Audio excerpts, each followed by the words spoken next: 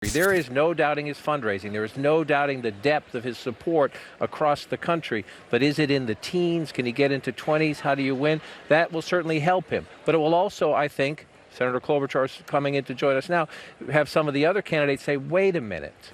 Is this too far left? Is this too uncompromising? Is it too urban? Is it too internet? Wait. So now Bernie Sanders' message is too urban after the endorsements of AOC, Rashida Tlaib, and Ilhan Omar?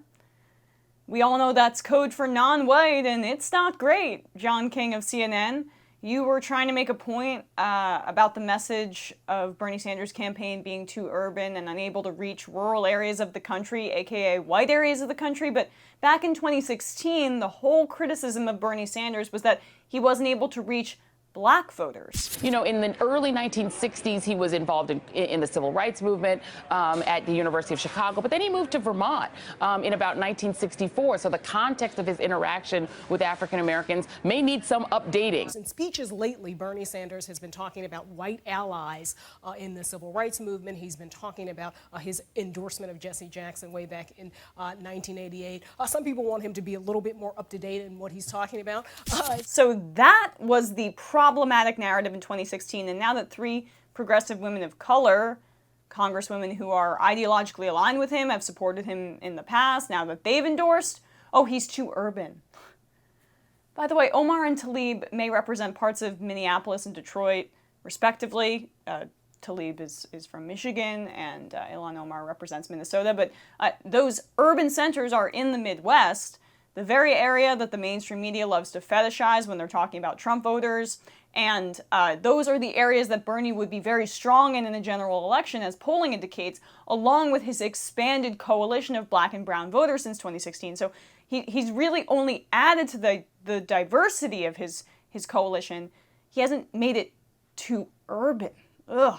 By January of this year, it had already become clear that enthusiasm for another Sanders run was remarkably inflected by race, with comparatively strong support coming from black voters. And in August, a poll from Pew confirms the trend. Only 49% of Sanders supporters are white, compared with 56% of Biden voters, 59% of Harris voters, and a remarkable 71% of Warren voters. The explicit, constantly invoked basis for the 2016 critique of Sanders on race, his strong support among white voters and weak support among black voters, has completely vanished. All of the polling arguments made against him in 2016 now largely apply to his opponents, and the polling arguments made in favor of Hillary Clinton now overwhelmingly apply to Bernie Sanders. Let's break this down. First of all, calling the endorsements of Sanders by three women of color too urban is offensive explicitly and just wrong. Let's get that out of the way. Second of all, let's recap the logic for a second. So, in 2016, Bernie's support base was too white to win. That's what they said. He did well in rural areas, but too white. But then the 2016 general election was decided by white voters in the center of the country, manufacturing states where Hillary Clinton lost terribly and Trump won, and Bernie polled really well as a general election candidate in hypothetical matchups.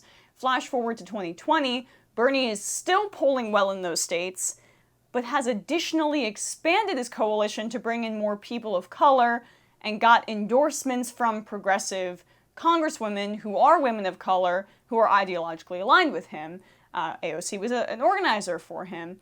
So now that's too urban. That's the mainstream media's logic for you. It makes no sense whatsoever. What was his great Achilles heel in 2016, he's actually rectified, and he has brought in more people of color into his voting coalition, and now it's too urban. Thanks, CNN.